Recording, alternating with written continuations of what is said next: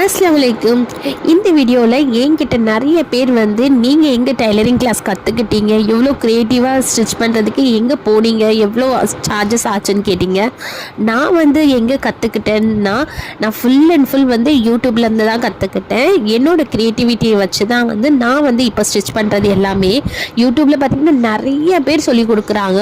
உங்களுக்கு பிடிச்ச மாதிரி, உங்களுக்கு புரிஞ்ச மாதிரி வந்து அது மாதிரி சேனல்ஸை வந்து நல்லா பாருங்கள். பார்த்துட்டு நீங்கள் அவங்கக்கிட்டேருந்து உங்களுக்கு என்ன புரியுதோ அதை மட்டும் நோட் பண்ணிக்கோங்க. நானும் அந்த மாதிரி தான், எனக்கு என்ன புரியுதோ அந்த பர்டிகுலர் பாயிண்ட் மட்டும் நோட் பண்ணுவேன். எல்லாரும் சேனல்லையும் அப்படியே ஃபாலோ பண்ண மாட்டேன்.